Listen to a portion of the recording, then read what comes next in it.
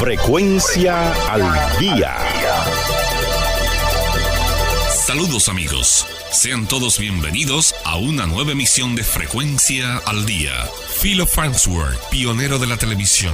Los primeros intentos de transmitir imágenes a distancia se realizaron mediante la electricidad y sistemas mecánicos. La electricidad ejercía como medio de unión entre los puntos y servía para realizar la captación y recepción de la imagen.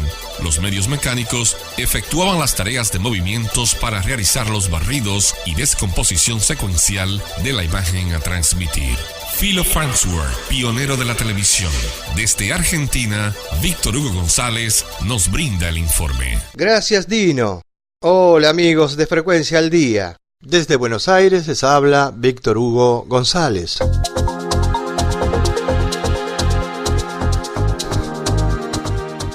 Hoy les voy a hablar de la historia de la televisión. Sin esta persona que voy a nombrar, la televisión nunca hubiera sido como la conocemos hoy, la televisión electrónica. Voy a hablar de Philo Taylor Farnsworth, 19 de agosto de 1906, 11 de marzo de 1971. Fue un inventor estadounidense conocido por inventar la primera televisión totalmente electrónica. En concreto, trabajó en la creación de un dispositivo para la recolección de imágenes electrónicas llamado tubo de cámara de video, el disector de imagen como él mismo lo nombró, y mostró por primera vez al público un sistema de televisión completamente electrónico. En etapas posteriores de su vida, Farnsworth inventó también un pequeño dispositivo de fusión nuclear llamado fusor.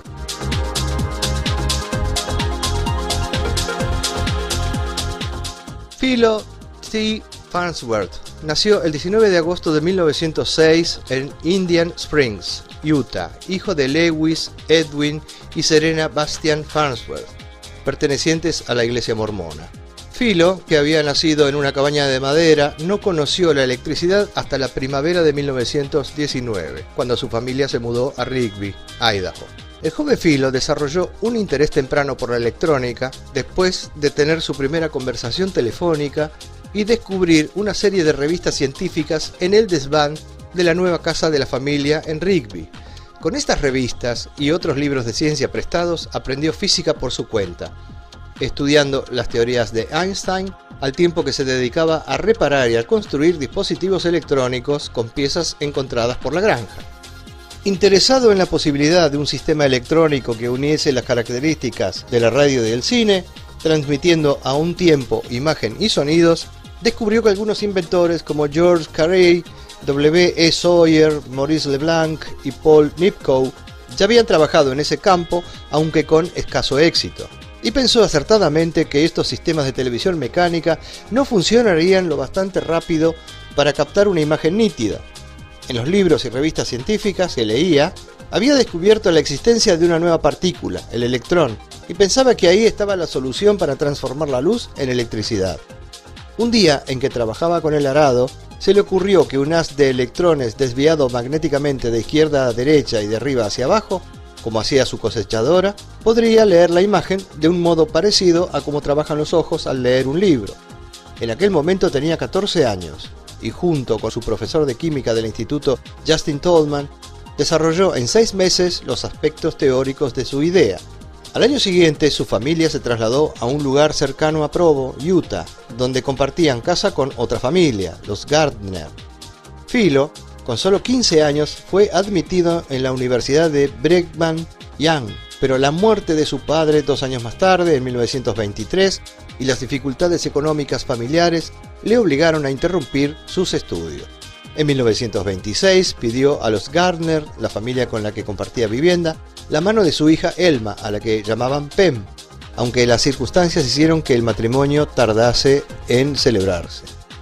Ese mismo año había abierto con Cliff Gardner, hermano de Pem, un negocio de instalación y reparación de aparatos de radio que había resultado ser un fracaso, así que buscando un empleo, se inscribió en el servicio de colocaciones de la Universidad de Utah. Allí conoció a George Everson, un promotor de fondos profesional que había contratado a Philo junto con otros estudiantes para realizar una encuesta. Farnsworth logró que este y sus socios financiaran su invento y le concedieran la mitad de las acciones de la compañía creada por los tres, que trabajaría en San Francisco. Se trasladó a Los Ángeles para llevar a cabo su investigación.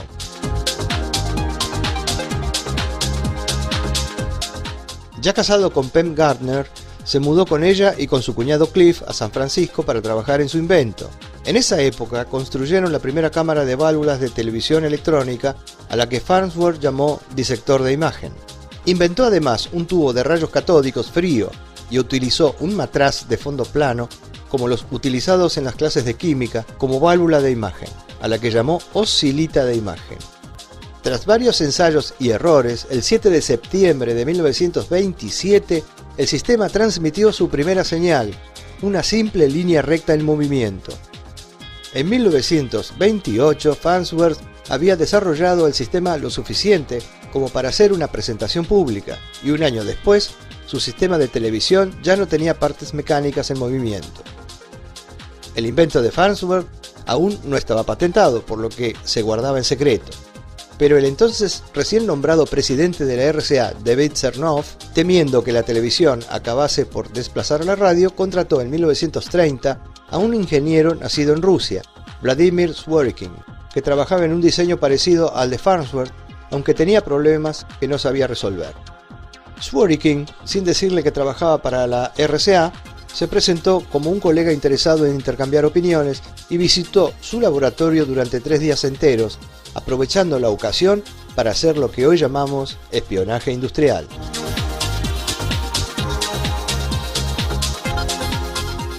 El proyecto de la RCA seguía utilizando un escáner mecánico, así que Sarnoff le dio a Zworykin un generoso presupuesto y un año de plazo para desarrollar el dispositivo. Como no lo consiguió, en 1931 David Sarnoff le hace a Farnsworth, el nombre de la RCA, una oferta para comprar sus patentes, pero él se negó. En junio de ese año, Farnsworth se unió a la empresa Philco y trasladó su laboratorio a Filadelfia.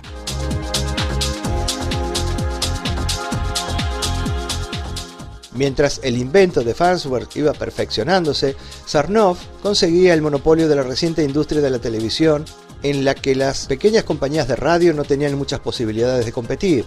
En 1932, la RCA presentó una televisión electrónica similar a la de Farnsworth, atribuyéndole el invento a Zworykin. Esto los llevó a un proceso judicial que, a pesar del enorme poder de los abogados de la RCA, se falló a favor de Farnsworth, y en el que incluso presentó declaración Justin Tolman, el profesor de química, que cuando Farnsworth era adolescente había sido testigo del nacimiento del proyecto. La compañía apeló y perdió, pero el juicio había durado tantos años y para cuando Sarnoff accedió a pagarle las regalías al verdadero inventor, este estaba arruinado y su salud se había deteriorado.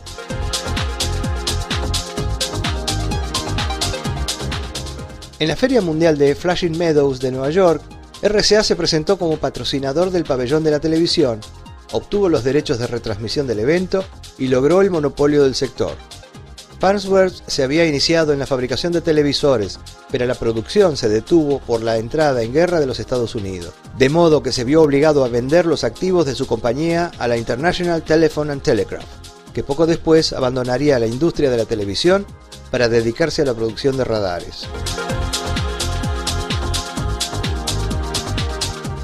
Cuando terminaron sus patentes, que pasaron a ser de dominio público en 1947, no le había dado tiempo a hacer fortuna. Para entonces, RCA estaba produciendo 6.000 televisores al año, cifra que se centuplicó en los años siguientes. Farnsworth sufrió una crisis nerviosa de la que nunca se recuperó totalmente. Desde 1949 dejó de trabajar en proyectos relacionados con la televisión, aunque sí investigó sobre la energía atómica y electrónica. Al final de su vida era un perfecto desconocido y estaba desilusionado e inmerso en la depresión y en el alcoholismo. Enfermó gravemente de neumonía y murió el 11 de marzo de 1971, curiosamente el mismo año que Sarnoff, teniendo en su haber más de 300 patentes. Hasta aquí esta breve historia de uno de los pioneros, del padre de la televisión, Philo Farnsworth. Nada más por hoy. Gracias amigos de Frecuencia al Día. Desde Buenos Aires les habló Víctor Hugo González. Esta es la revista semanal de la radiodifusión, las telecomunicaciones y las ondas cortas. Frecuencia al Día. Dirige y presenta Dino Bloise.